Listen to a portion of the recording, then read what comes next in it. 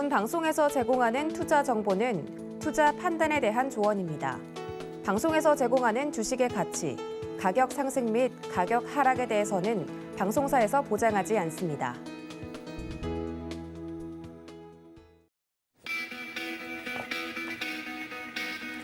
안녕하십니까. 고수익 작전 타임 진행의 도지은입니다. 기나긴 연휴가 끝이 나고 오랜만에 개장을 또 앞두고 있습니다. 연휴 동안 많이들 나들이 가시면서 직접 체감하셨을 텐데요. 정말 물가가 많이 올랐습니다. 계속해서 나오고 있는 지표에 대한 이야기들도 그렇지만 물가 지표와 더불어서 체감상 물가가 정말 많이 오르면서 인플레이션에 대한 걱정이 하루가 다르게 커져가고 있는데요. 여기에 따른 전략 여러분들 세우고 계시는지 체크해 보시면 좋을 것 같습니다. 오늘도 고수익 작전 타임 시간 통해서 작전 짜보도록 할 텐데요. 먼저 주말 사이 그리고 어제까지 마감이 된 뉴욕 증시 상황부터 살펴보고 오겠습니다. 글로벌 시황센터 연결하죠.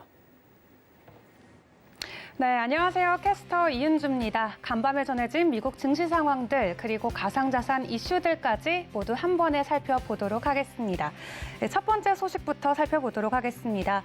지난 4월이었죠. 이 SNS 업체 트위터를 인수하겠다고 제안했던 테슬라의 CEO 일론 머스크 최고 경영자가 이 테슬라의 인수 계약을 파기할 수도 있다라고 경고를 날렸습니다. My offer was based on Twitter's SEC filings being accurate. This deal cannot move forward until he does. 일론 머스크가 트위터를 주당 54.2달러, 약 440억 달러에 인수하겠다는 제안을 했었지만 인수 과정에서 트위터가 이른바 가짜 계정이 얼마나 되는지 제대로 공개하고 있지 않다면서 인수를 보류하겠다고 밝힌 뒤 트위터와의 공방을 이어가고 있습니다.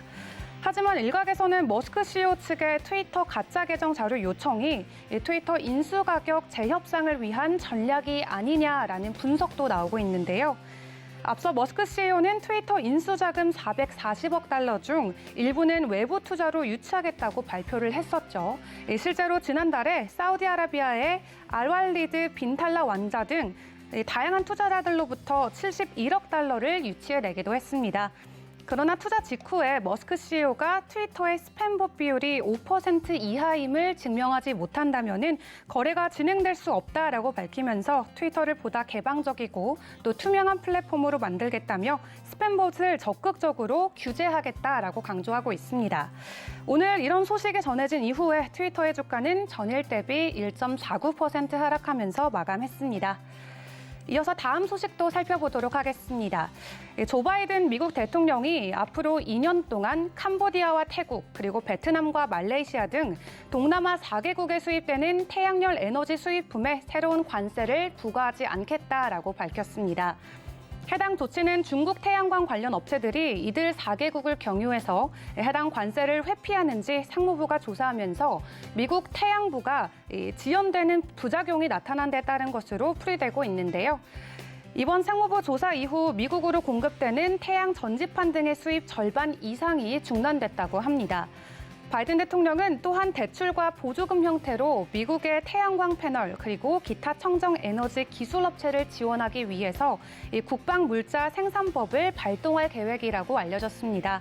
오늘 전해진 태양열 관련 수입품에 신규 관세를 부과하지 않을 것이라는 바이든 미 대통령의 발표로 미국 증시에서 태양열 관련 주식들 일제히 오르면서 상승 마감을 했습니다. 관련주인 썰런이 5.94% 올랐고요. 솔라 엣지가 2.86% 상승 마감을 했습니다. 이어서 비트코인 소식들도 살펴보도록 하겠습니다. 주말 사이 5% 깜짝 반등에 성공을 해줬습니다. 지난주까지 무려 9주 동안 연속 음봉으로 주봉 캔들이 마감이 됐었죠. 하지만 드디어 오늘 다시 양봉으로 마감되면서 2달 만에 상승 마감에 성공해줬습니다. 하지만 추세가 다시 상승으로 완전히 돌아섰다라고 풀이하기에는 강력한 상승 신호의 모멘텀이 부족하다라는 게 이 업계 관계자들의 전망입니다. 암호화폐 전문 매체인 코인데스크는 비트코인이 27,000달러에서 3만 달러 사이에서 지지를 받고 또 33,000에서 35,000달러 사이의 저항을 받게 될 것으로 보고 있는데요. 현재 비트코인은 전일 대비 4.69% 상승하면서 31,000달러 선에 거래되고 있습니다. 또 비트코인이 최근 보여준 약세장과 관련해서는 이 미 연준의 인플레이션 억제를 위해서 양적 긴축이 큰 영향을 줬다라는 업계 분석이 지배적입니다. 실제로 해당 내용을 뒷받침해줄 리서치 결과도 나왔는데요. Tech stocks and crypto are most exposed to QT according to 47% of respondents. 블룸버그 통신이 최근 진행한 설문조사 결과를 인용하면요. 연준의 양적 긴축은 투기적 성향을 가진 대표적 위험자산, 기술주와 암호화폐에 가장 뚜렷한 타격이 있을 전망이라고 보도하기도 했습니다. 그러면서 블룸버그는 기술주와 암호화폐는 코로나19 팬데믹 기간 동안 강세장을 보여줬지만 이제는 초저금리 시대가 끝났고 양적 긴축의 시대에서는 위험 자산의 대표격인 기술주와 암호화폐가 가장 위험할 수밖에 없다라고 이야기를 전했는데요. 연준이 이번 달부터 8월까지 매달 최대 147억 달러씩 축소를 하고 9월부터 12월까지는 월 최대 950억 달러씩 자산을 줄여나갈 예정이죠. 인플레이션이 좀처럼 냉각될 기미를 보이지 않고 있는 만큼 연준이 올해 긴축적 통화 정책을 유지할 가능성이 높다면서 이번 달 비트코인의 약세장은 계속해서 유지가 되고 오히려 심화되지는 않을까라는 업계 분석가들이 있습니다. 또 위축되는 암호화폐 시장에서는 현재 거래 규모뿐만 아니라 NFT 그리고 디파이 부분과 관련해서도 크게 몸짓이 줄여가고 있습니다. 가상자산 가격 하락과 테러 사태 등으로 투자 심리가 위축될 가운데 이어서 여러 규제로 인해 블록체인 서비스의 접근성이 어려워진 탓도 있는데요. 이렇게 메말라가는 가상자산 시장에 단비 같은 소식도 전해졌습니다. 미 의회 내 대표적인 암호화폐 지지론자로 잘 알려진 분이죠. 신시아 루미스 미 상원 의원이 내일 첫 암호화폐와 관련된 친암호화폐 법안 초안을 공개한다고 합니다. 법안에는 디지털 자산에 대한 분류와 정의, 그리고 암호화폐 규제 구성과 방식 등 굉장히 포괄적인 내용이 모두 담길 예정인데요.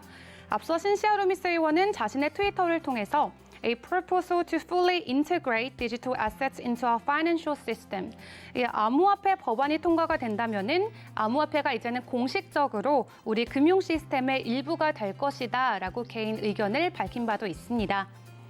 앞서 공개된 법안 초안 내용 일부에 따르면요, 이 일부 예외 사항을 제외하고는 암호화폐 업계 전반에 대한 독점적 권할권을 이제는 SEC가 아닌 이 CFTC가 갖게 될 예정이라고 합니다. 또한 증권거래법에 보조자산이라는 용어를 추가했는데요. 여기에는 분산 원장 기술 또는 분산 자율조직 운영에 쓰이는 디지털 자산이 포함된다고 합니다. 이번 친암호화폐 법안과 관련해서 가장 많은 관심을 받고 있는 부분이 바로 이 토큰을 증권으로 규정하는 기준입니다. 비트코인이 증권이 아니라면 어디까지가 증권인가라는 질문에 이 명쾌한 답을 현재 내놓지 못하고 있는 부분이죠. 이 부분도 앞으로 어떻게 정의가 내려질지 지켜봐야 될 것 같습니다. 한편 뉴욕주 의회는 이 비트코인처럼 자격증명 합의 메커니즘으로 돌아가는 가상자산 채굴 인프라 운영에 대한 신규 허가를 앞으로 2년간 금지하는 법안을 통과시키기도 했습니다. 뉴욕주 의회가 이번 법안을 통과시킨 것은 탄소 배출을 줄이기 위한 일환으로 풀이가 되고 있는데요. 그동안 많은 에너지 소비로 환경운동가들 사이에서 늘 문제가 되었던 이 작업 증명, Proof of Work 채굴 방식을 전면 금지하겠다는 것입니다.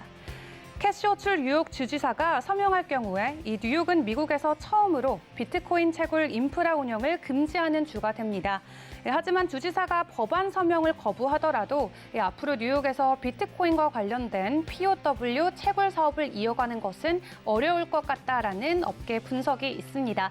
지금까지 전반적인 글로벌 상황 그리고 암호화폐 가상자산 시장 함께 살펴봤습니다.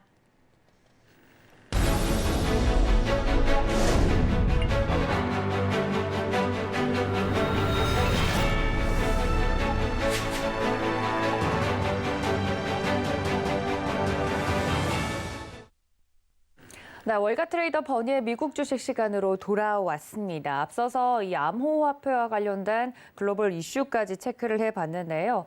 이 이야기를 하는 이유는 아무래도 우리나라에서도 이 글로벌 시장에 뛰어들면서 서학개미로 불리면서 테슬라 등 올라가는 이런 성장주들에 투자한 개인 투자자분들도 많으실 거라 생각이 듭니다. 이러한 종목에 대해서 적절한 투자 타이밍을 고르는 일이 굉장히 중요할 텐데 그 부분에 대해서 오늘 버니 씨가 이야기를 해주신다고 하니까요. 여러분들 귀를 쫑긋 세우시고 들어주시면 좋을 것 같습니다. 오늘 준비해 주신 내용 지금 바로 만나보시죠. To think about how the average stock has done this year, let's put this whole stock market into perspective. Let's think about the fact that we had a bull market that started on COVID, and we've gone forward from there. So what we can look at, this chart really is the strongest bull markets and how long they've lasted in years, okay, from World War II on. So what we can see is this is our current bull market right now. We're only about 2 years into it, March of 20 to current, okay. What we did is we had the fastest start to any bull market up till now. We're now in, let's call it in second place, right? Right behind the March 09 to February of 20 before COVID hit, okay? So what we're now doing is we're starting to leak back into there. But if you think about how long bull markets go, they go 4.5 to 10 years. So we've got more to go. But what we have is that we know that even in a positive market, we can still have corrections. So the fact that we've had a correction so far is not out of expectations.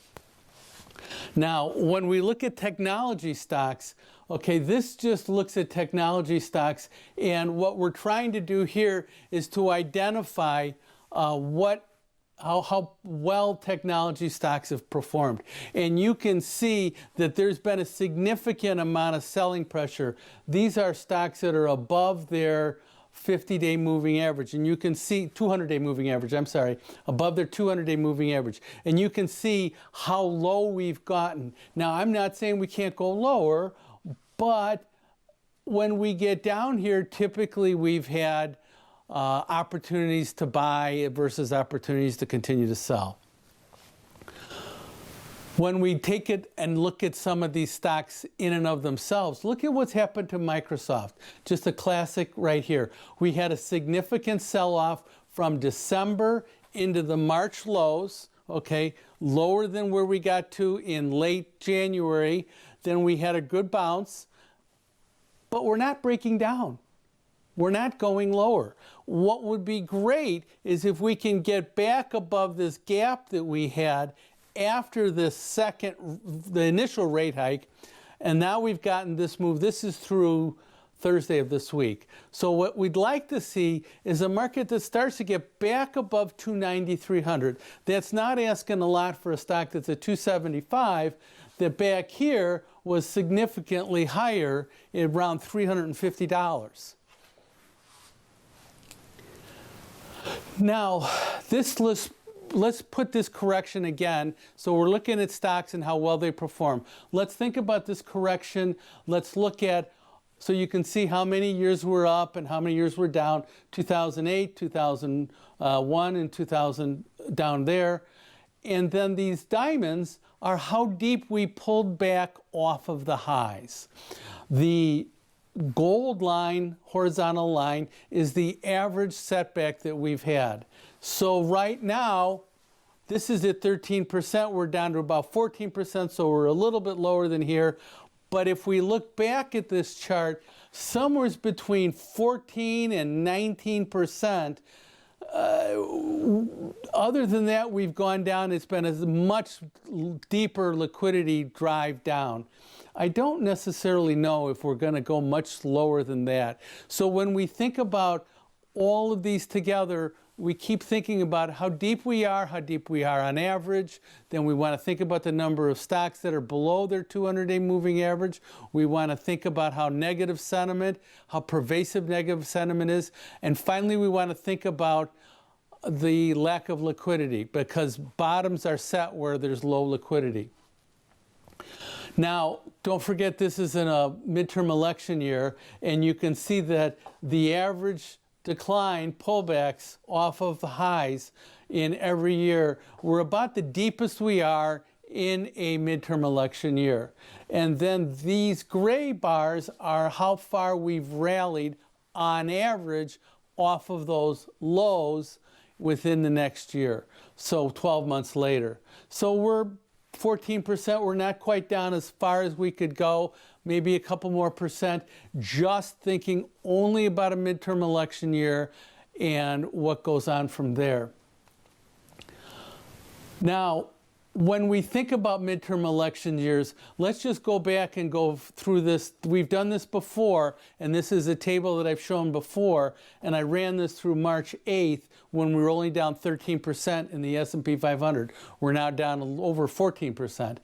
But you can see that the average return, 17.1, just like we looked at it before, okay? And then you can see the distribution of returns off of the lows that we hit this year, how good those returns are. On average, they're around 32%. So if we can identify a bottom this year, just thinking about the midterm election year and then taking it forward, we should anticipate that there's going to be some good buying opportunities. When we think about Microsoft, we can think about that. When we think about how deep some of those technology stocks are, we can think about the fact that Shopify, which was a great stock, had a great 10-year record, was over $1,500 in the second half of last year. It is now down to around $370. That's a fairly significant sell-off. This is of a stock that's still anticipating 28% revenue growth for the next year going forward. So these stocks have been beaten up. These stocks are getting cheap. We're not trying to necessarily pick a bottom, but we're identifying conditions where the stock sell-off has been so significant that there is a place now for the market to start to work a little bit higher. Finally, what we think about is we go back to look at the number of stocks above their 200-day moving average. Let's just think about the NASDAQ, not technology stocks, but the NASDAQ, which has most of the technology. This chart right here is the NASDAQ index, and we can see how strong that rally was off of the March 20 lows that we had with COVID. And what we've got on the bottom are the number of stocks, the percentage of stocks that are above their 200-day moving average. And the red line is right at 30%. So before we looked at it on technology stocks, it's 17%. On the NASDAQ as a whole, it's 30%. When we've gotten down here, these blue arrows show when we've gotten there, we've always had, over the last 12 years, good buying opportunities. So once again, we think about the fact that are our stocks cheap enough right now or not. Now the difference is every one of these occurrences before we've hit this 40-week exponential moving average. Whether we hit it or not, I don't know. The difference is that we had such a substantial move away from that moving average that maybe we just give this moving average a chance to catch up to the market.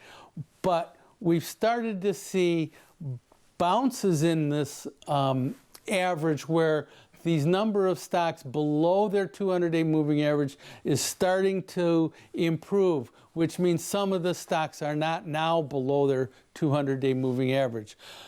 First indication of some type of a positive sign. We can still roll down here, but I think over the next few weeks, this market should start to base and we can try and see if we can do better.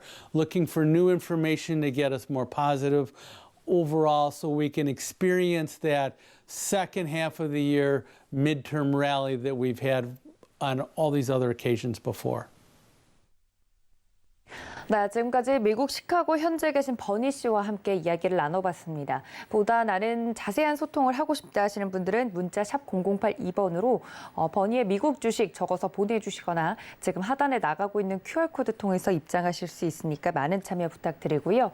그리고 버니의 미국 주식 같은 경우는 서울경제TV 유튜브 채널 통해서도 다시 보실 수 있으니까 놓치셨다 하시는 분들도 이 점까지 기억해 주시길 바랍니다.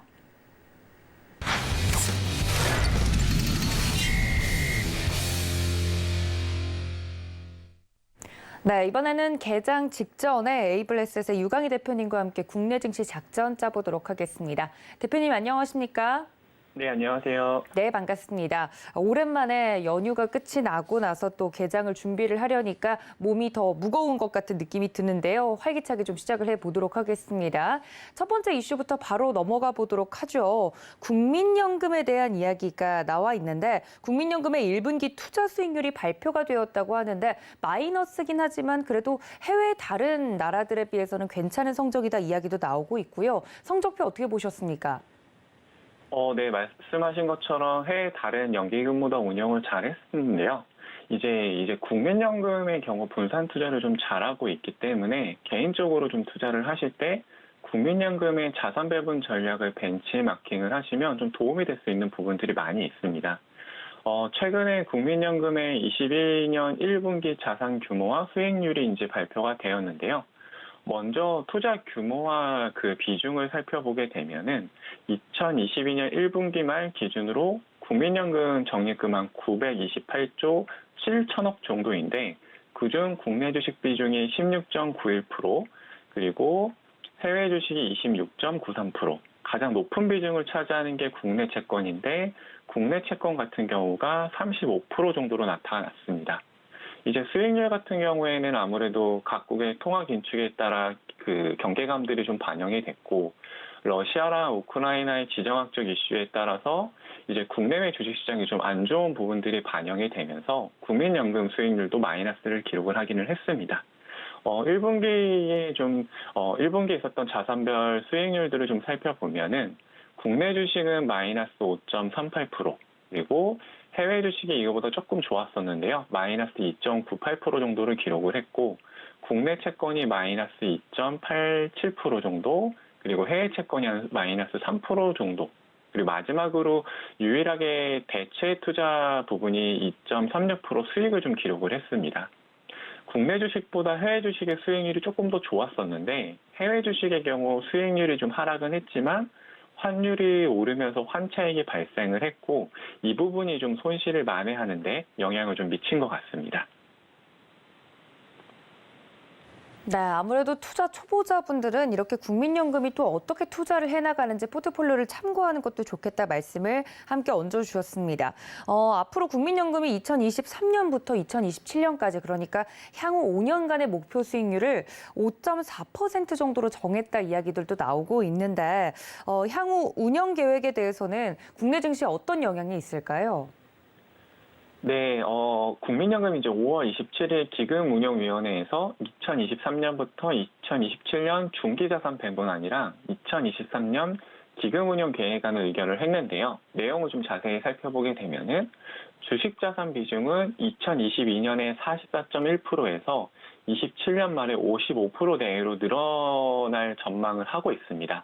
그리고 반대로 이제 같은 기간 채권 비중은 42.5%에서 30% 정도로 좀 줄어들 것으로 예상이 되고 있는데요.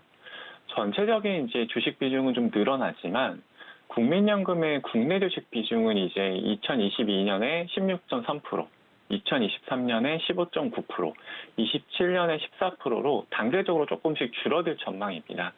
이 국내 주식이 좀 흔들릴 때 국민연금이 버팀목이 되어주는 경우가 있었기 때문에 국내 주식에 투자하는 투자자분들 입장에서는 국내 비중이 좀 줄어드는 게 아쉽다라고 생각을 하실 수 있을 것 같은데요.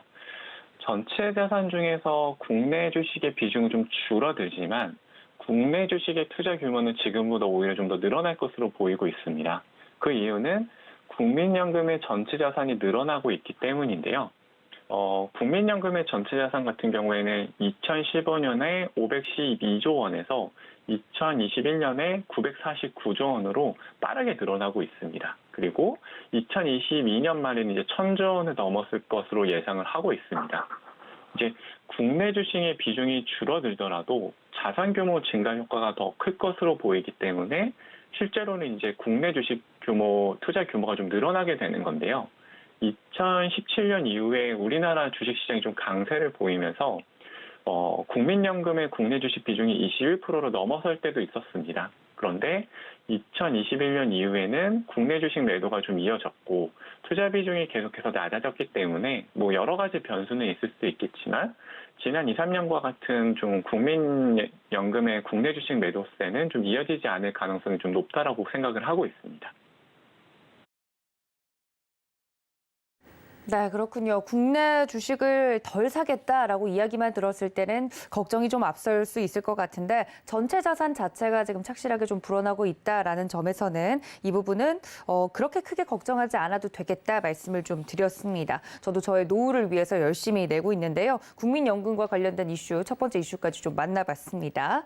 두 번째 이슈로 좀 넘어가 보도록 하겠습니다. 앞서서 제가 오프닝에서 물가 이야기를 했는데 실제로 나들이객분들이 한테 좀 여쭤보니까 체감을 좀 하고 있다. 물가가 올라가는 게 라고 이야기를 해 주시더라고요. 5월 소비자 물가 상승률을 보니까 근 14년 만에 5%대로 좀 치솟았다고요. 어떻게 보셨습니까? 일단 한국의 5월 소비자 물가 상승률이 작년 동기 대비해서 5.4% 정도 상승을 했는데요. 이 수치가 이제 13년 9개월 만에 가장 높은 수치입니다. 전 세계적으로 인플레이션이 심화되고 있는 가운데 우리나라도 이제 영향을 받는 모습을 보였습니다.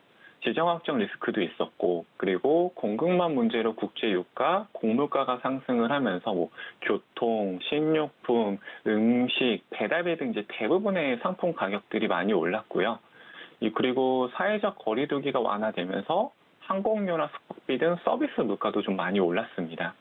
22년 3월부터 5월까지 물가 상승을 자세하게 좀 살펴보면 3월에는 소비자 물가가 4.1% 상승을 했는데 이때는 주로 이제 석유류 가격의 오름세가 큰 영향을 미쳤고요. 4월에도 4.8% 정도 상승을 했는데 이때는 이제 석유를 비롯해서 전기, 가스, 수도, 농축산물 등 대부분의 가격들이 좀 오름세를 주도를 했습니다.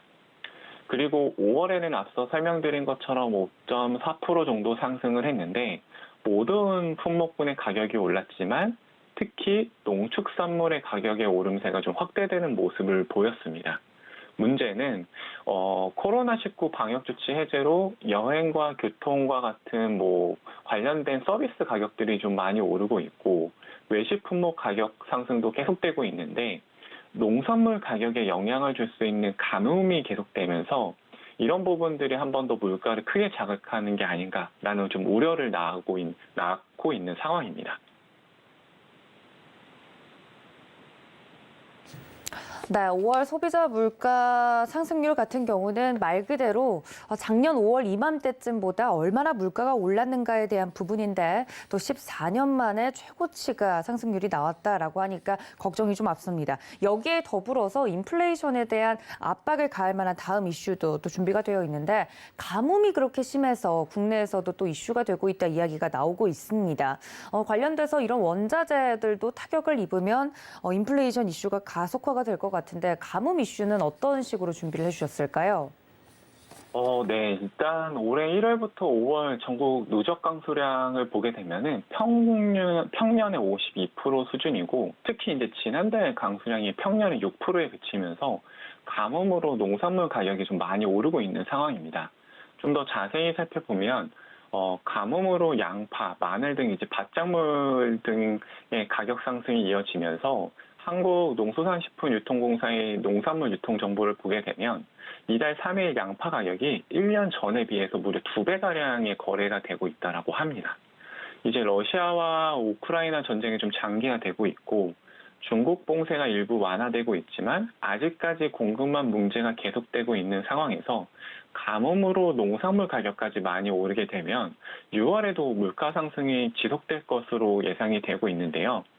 이렇게 되면은 이제 지난 5월 금통위에서 한국은행이 당분간 물가에 중점을 두고 통화 정책을 운영하기로 결정을 했기 때문에 7월, 8월 금통위에서 연속으로 기준금리를 인상할 확률이 상당히 높아집니다.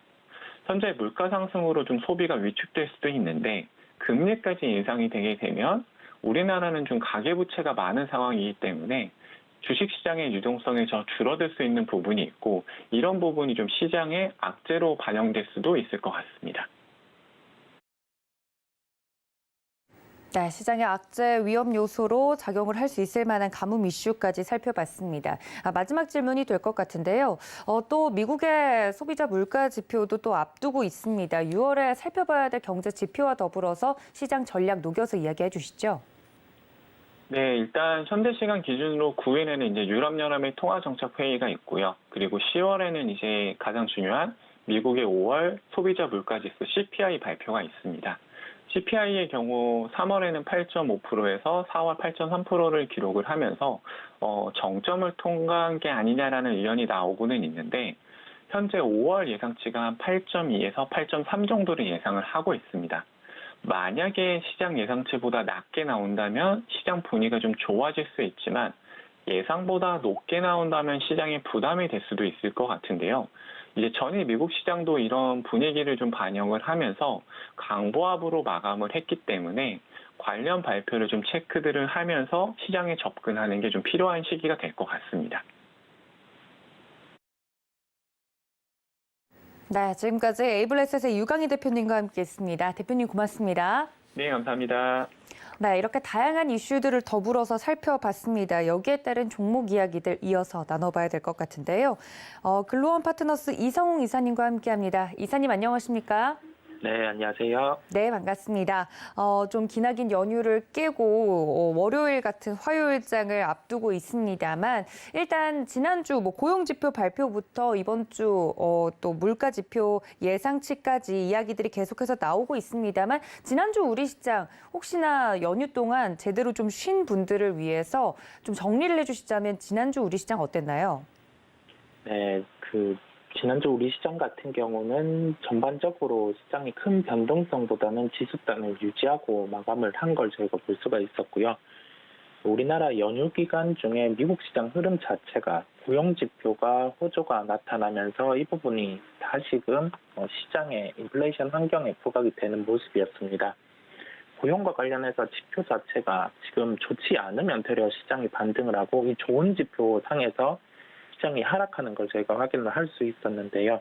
아무래도 금리 측면에서 이 부분에 대해서 미리 이야기가 나왔던 50bp에 대한 인상분 그리고 9월에 이제 과연 50bp를 인상하느냐 안 하느냐 이 부분이 연준 위원들의 의견이 엇갈리고 있으면서 지표상에 금리에 영향을 미칠 수 있는 그 부분에 대해서 한 번 더 반응을 한 것으로 보입니다. 시장은 다시금 부각되는 인플레이션 환경입니다. 천연가스 같은 경우가 5년 내 신고가를 기록하는 걸 저희가 볼 수가 있었고 그다음에 유가 같은 경우도 한 120불 정도 수준을 유지하는 걸 저희가 확인을 할 수 있습니다. 이런 시장을 종합적으로 보면은 봐야 될 지표들이 너무 많은 상황입니다. 유로존의 지표라든지 미국의 지표, 그 지표 중에서도 원자재 흐름, 그다음에 환율 흐름 이렇게 주목해야 될 지표가 너무 많다 보니까 저희가 시장에서 가장 핵심적으로 봐야 될 지표를 추려서 살펴보는 게 중요하겠고요. 미국의 10년물 국채 같은 경우는 미국의 금리 상황을 반영해서 나타나는 흐름이기 때문에 이 부분에 대한 흐름을 주목할 필요가 있겠고 현재는 다시금 한 3%대로 상승을 한 모습입니다. 시장이 이 부분에 대해서 반응을 하는 모습이 나타날 수 있겠고요. 10년물 국채가 금리와 연동해서 볼 지표라고 하면은 환율 흐름이 가장 중요하게 우리나라 시장 그리고 일본, 미국 시장 이 부분과 결부해서 살펴볼 필요가 있겠습니다. 가장 중요한 부분은 달러의 흐름이겠죠. 달러 흐름이 지금 강한 흐름이 지속되고 있다가 최근에 일부 둔화되는 흐름이 나타나면서 우리나라 원달러 환율도 저희가 볼 수 있었지만은 계속 그 환율 같은 경우 상승을 하다가 그 상승의 흐름이 둔화되는 구간에서 외국인 한 1조 정도의 매수가 들어오는 걸 저희가 확인할 수 있었거든요. 그렇다 보니 환율의 흐름상에서 지금 변동성은 있는 구간인데 이 부분에서 그 변동성 안에서 추세를 다시 상승으로 돌린다고 하면은 다시금 외국인 매도가 둔화가 될 수가 있겠고요. 다만 가능성이 높은 건 이 구간에서 뭐 또 다른 트리거로 환율이 상승을 할 수는 있겠지만은 그럴 가능성이 지금은 낮은 구간이기 때문에 시장의 변동성 자체는 좀 줄어들 요인이 있겠고 지수는 뭐 박스권 하단 흐름 2,550, 2,600 구간에서는 반등이 나올 가능성이 높은 게 지금의 시장이기 때문에 저희는 시장에 대해서 지금 뭐 바로 전체적인 종목을 매도한다거나 그러한 흐름의 대응은 필요하지는 않겠고요. 지수에 대한 뭐 하단을 기억해 놓고 그다음에 10년물 국제 환율의 흐름을 주목하면서 대표적으로 지금 인플레이션 환경에서 나타날 수 있는 그러한 종목과 관련돼서 접근을 하는 게 중요하겠습니다. 즉 결론적으로 지금 살펴봐야 될 거는 지수단에서 이게 또 다른 나쁜 환경이 발생을 해서 최근에 하단을 깨고 하락을 한다. 이거를 미리 걱정하기보다는 이 시장 환경에서 좀 주목할 만한 종목들, 그러한 종목들을 찾아서 접근하는 게 훨씬 더 나은 그런 접근이기 때문에 종목에 대해서 또 말씀드리도록 하겠습니다. 네, 이렇게 말씀해 주신 것처럼 지표를 좀 추려서 보는 것이 필요한 시장이다. 선택과 집중이 좀 필요한 시장이다 말씀을 좀 드렸습니다. 그러면서 미국의 10년물 국채와 환율 흐름에 주목해보자 말씀을 좀 드렸는데 확실히 주도주가 없이 종목별로 움직이는 장세기 때문에 더더욱 좀 대응이 어려운 것 같습니다. 이런 시장 속에서 오늘 특징주로 준비해 주신 종목 있으시다고요? 네. 천연가스 가격이 강하다 보니 저희가 참고해서 매매를 돌입할 수 있는 세아제강 지주를 말씀드리도록 하겠습니다. 지난 방송에서도 여러 번 언급드린 종목이긴 한데 다시 한 번 더 언급드리는 이유는 최근에 원자재 가격과 관련된 플레이를 하기에는 뭐 종목들 같은 경우가 그 상강 개수 부분 그리고 그 상승에 대한 그러한 반응보다는 하락에 대한 반응, 즉 러시아 우크라이나 이슈 같은 경우가 워낙 장기화되다 보니까 이 부분에 대해서는 주가가 큰 반응을 하지 않는 모습인데요. 세아제강 지주를 말씀드리게 된 이유는 천연가스 가격이 5년 내 최고치의 흐름을 나타내면서 이 부분에 대해서 다시금 강건 사업에 부각이 가능할 것으로 보이고요. 1분기 실적이 좋았던 부분과 연결해서 2분기 실적 같은 경우도 영업이익 측면에서 최근에 그 계절적인 성수기 효과 부분 더해지는 그 다음에 국내 열연 가격과 관련된 상승분을 반영하는 점 추가적으로 원달러 환율 상승을 감안했을 때 2분기 실적 같은 경우도 긍정적일 수 있다는 점이 부각 가능하겠습니다. 다만 이게 천연가스와 관련된 가격에서 지금은 이제 단기적인 스팟성으로 부각이 가능하기 때문에 이걸 추세적으로 현재 가격에서 매수를 해서 들고 간다 이 개념은 아니고요. 그 가격적인 측면에서 접근을 해서 진입해서 목표 수익률을 한 3에서 5% 정도 세우고 그 정도 구간이 되면은 매매를 통해서 수익을 챙기는 그러한 부분의 접근이 중요하다고 강조드리겠습니다. 가격적으로는 15만 5천 원대의 가격에 접근이 가능합니다. 왜냐하면 이거를 뚜렷하게 상승을 한다고 해서 다시금 상승하는 종목에 대해서 최근에는 추격을 하면은 이 부분이 또 주가 같은 경우가 단기적인 연속성이 없는 시장이기 때문에 이게 추격에 대한 매수는 조금 배제를 하겠고요. 15만 5천 원 가격 같은 경우는 최근에 단기적인 주가 흐름상에서 하단의 흐름이기 때문에 언급을 드리게 됐습니다. 종합적으로 한 번 더 요약을 해서 말씀을 드리면 그 천연가스 가격에 반응할 수 있는 게 이 관광 사업 부분이고 물론 2분기 실적도 좋다는 점이 있지만은 지금 주가의 가격인 2분기 실적이 좋다는 점이 반영이 되어 있습니다. 이 점을 종합해서 모멘텀인 천연가스 가격 상승에 세아제강 지주가 반응이 가능하다는 시각을 열어두고 가격적인 측면에서는 15만 5천 원에 접근 가능하다는 점을 말씀드리면서 마무리 짓겠습니다. 네, 첫 번째 이슈로 세아제강 지주 이야기를 해드렸습니다. 접근 가능한 가격대와 목표 수익률까지 좀 말씀을 드렸는데요. 저희가 이 시간 통해서 이슈와 특징주들 말씀을 좀 드리고 있는데 만약에 이사님께서 말씀해 주신 종목이 가격대에 들어오지 않고 내가 매수하기 직전에 혹은 주가가 움직인다면 그 종목은 보내줘야 되는 시기인가요? 개인적으로 궁금하네요. 이게 통상 쉽게 말씀을 드리자면 주가의 추세 같은 경우가 세아제강 지수는 한 차례 시세가 크게 났었다 보니, 그리고 최근에는 좀 큰 반등보다는 주가의 하루 폭이 적게 이런 흐름이 나타나다 보니까 제가 가격대 측면에서 조금 하단에서 잡을 수 있는 가격대를 말씀을 드렸고요.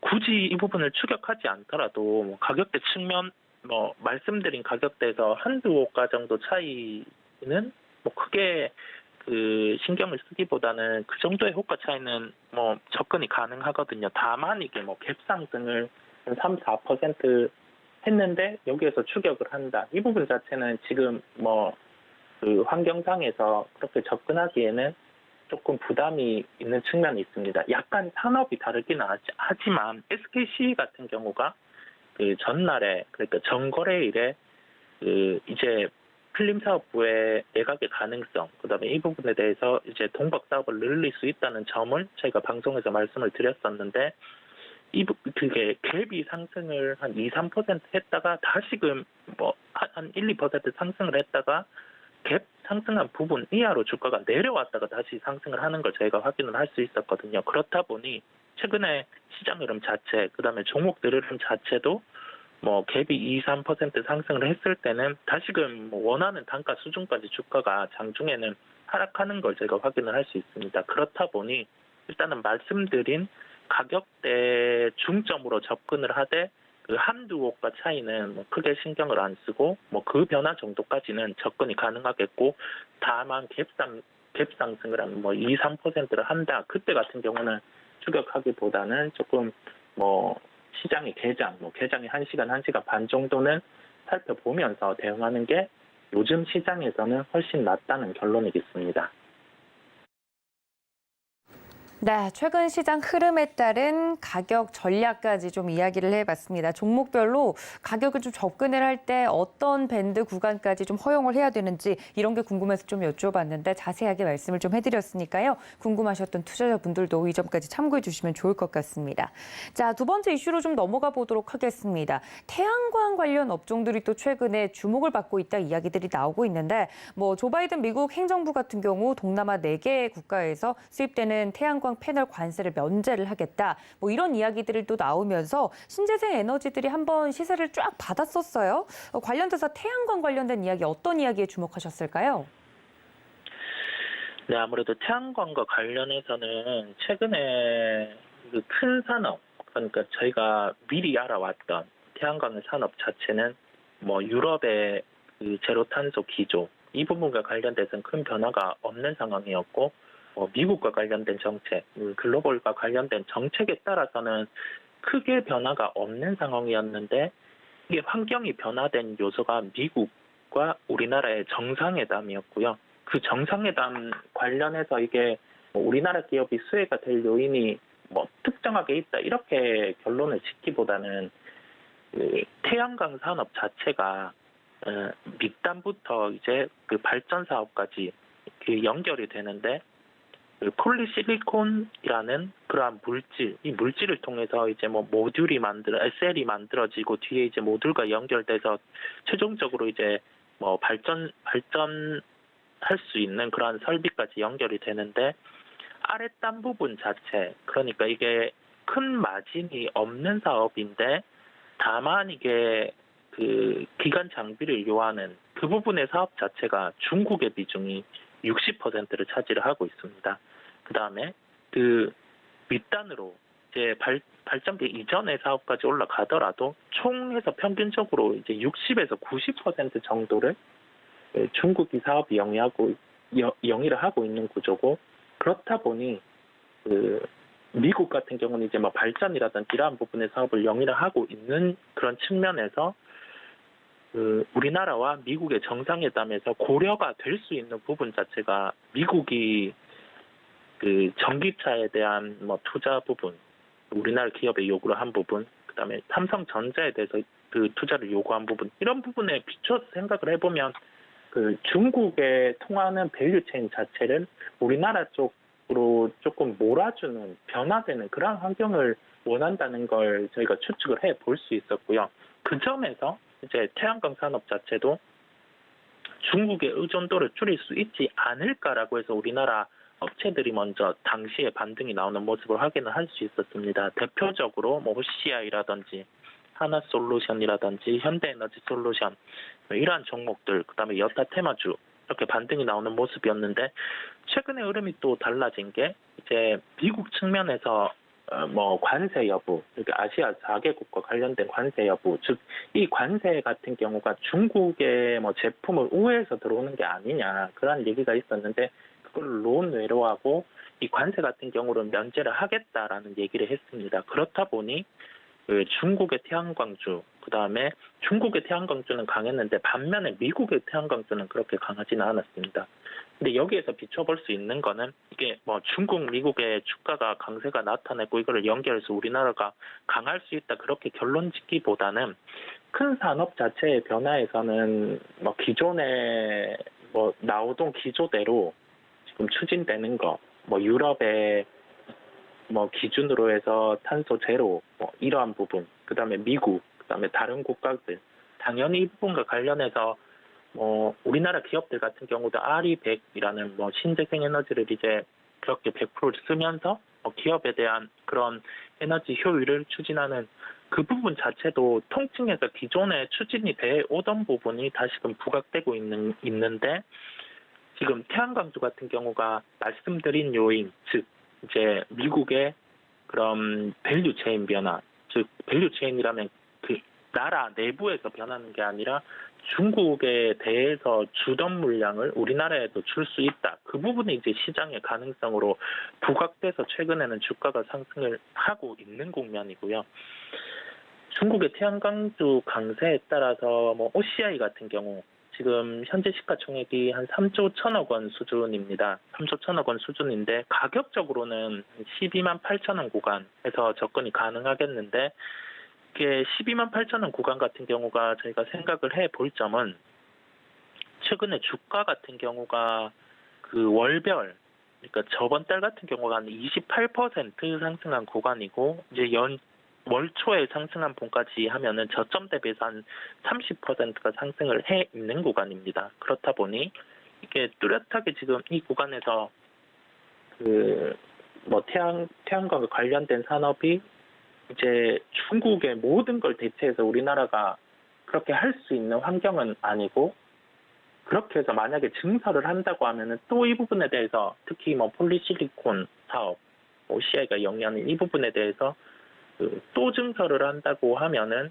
이게 되려 주가가 이 다음에는 빠질 수 있는 요인이 될 수 있거든요. 왜냐하면 이게 그 증설을 통해서 물량이 다 확보가 되면 괜찮은데 이미 중국 기업들 같은 경우가 과점의 형태를 나타내고 있기 때문에 여기에서 가동을 늘려버리면 OCI 주가에는 좋지 않은 환경이 될 수 있기 때문에 저희가 지금 환경에 대해서 태양광 산업은 크게 달라진 건 없지만 환경 안에서 일부의 변화가 나타나는 점, 그 안에서 지금 구간에서 주가만 보자면 이 가능성들을 반영한 단계이기 때문에 적극적인 접근을 해서 이거를 뭐 중장투로 들고 간다. 이러기에는 조금 부담스러운 구간까지 주가가 올라왔습니다. 다만 최근의 시장 특성, 뭐 첫 번째 종목에서도 언급드린 것처럼 뭐 모멘텀에 반응을 하면서 3%, 5% 정도의 트레이딩을 통해서 확보할 수 있는 구간이 있기 때문에 OCI 같은 경우를 중국 태양광주 강세에 결부시켜서 오늘 말씀을 드리게 됐고요.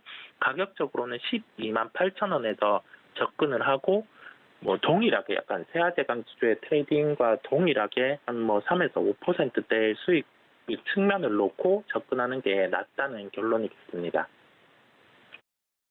네, 큰 흐름에서 태양광주 최근에 주가 흐름이 포착이 됐었는데 그중에서도 오늘의 특징주 OCI 이야기를 좀 해드렸습니다. 가격 접근 가능한 부분은 12만 8천 원 선 이야기를 해드렸으니까 이 점까지 참고 부탁드리고요. 그럼 이사님 오늘 오랜만에 개장하지 않습니까? 오늘장 전략 저희 어떻게 세워볼까요? 네, 뭐 지수단으로는 올라올 만큼 지금 올라온 상황인데 여기에서 그냥 쉽게 말씀을 드리도록 하겠습니다. 주식 보유 비중이 높다고 하면은 쉽게는 아직 줄여도 되지 않는 구간, 줄여도 안 줄이고 들고 가도 되는 구간이겠고요. 주식 비중이 좀 뭐 50% 이하 정도라고 하면은 여기에서 굳이 또 안 늘려도 되는 구간인 애매한 지수의 구간이라고 할 수가 있겠습니다. 그렇다 보니 저희가 지수 단으로는 보지 말고 종목 단으로 보유하고 있는 종목들 같은 경우가 시장 대비 좀 약세를 나타낼 수 있는 종목의 환경이 된다고 하면은 그때는 좀 줄이는 필요가 있겠고요. 다만 시장 대비해서 좀 강세를 나타내는 그러한 종목이라고 하면은 계속 아직은 들고 갈 수 있는 구간이라는 결론이겠습니다. 왜냐하면 제가 서두에 말씀드린 것처럼 2600이라는 지수 자체는 크게 다시 훼손할 수 있는 환경이 아직까지는 보이지 않는 부분이다 보니까 그런 언급을 드리는 거고요. 지금 다만 이제 저희가 기존에 강했던 사료라든지 아니면 그 음식료의 반대급부가 되는 즉 인플레이션 강한 인플레이션에 먼저 시세가 났던 그 곡물 이런 종목들 같은 경우는 지금은 매매를 피하는 게 필요하겠고 직접적으로 인플레이션과 일부 연결될 수 있는 천연가스 상승과 연결될 수 있는 종목이라든지 유가가 강세를 나타낸다면 강할 수 있는 SOL이라든지 이러한 종목군 정도로만 새롭게 진입을 한다면 매매가 가능하겠고 통상적으로 결론적으로 봤을 때는 아주 주식의 비중에 따라서 대응이 달라지는 그다음에 지수단 또 애매하기 때문에 아주 강하다 약하다라고 판단을 할 수 없는 좀 아주 모호하고 애매한 지수의 구간까지 왔습니다. 그렇다 보니 저희는 조금 오늘 내일 시장까지는 바라볼 필요가 있겠고 이번 주말 또 그런 지표의 발표, 즉 물가 지표의 발표가 있기 때문에 그 부분까지 제가 열어놓고 이번 주 같은 경우는 강한 시장의 반응을 따라가기보다는 조금 중립적인 시장의 환경을 열고 대응할 필요가 있다는 결론이겠습니다. 네, 참 이도저도 어떠한 방향성을 가지기도 어려운 시장 속에서 이사님이 오늘장 전략 이야기를 좀 해드렸습니다. 이 점까지 참고해 보시면 좋을 것 같고요. 지금까지 글로원 파트너스 이성욱 이사님과 함께했습니다. 이사님 고맙습니다. 네, 감사합니다. 네, 이렇게 국내 증시 작전 짜봤습니다. 여러분들 개장 직후에는 매매 시그널 통해서 장중 매매 시그널 잡아드릴 테니까 끝까지 함께해 주시길 바라고요. 본 방송에서 제공해 드린 정보는 투자 판단에 대한 조언일 뿐 해당 주식의 가치나 수익률을 보장하고 있지 않다는 점까지 알려드리면서 저는 잠시 뒤에 다시 인사드리겠습니다. 시청해 주신 여러분 고맙습니다.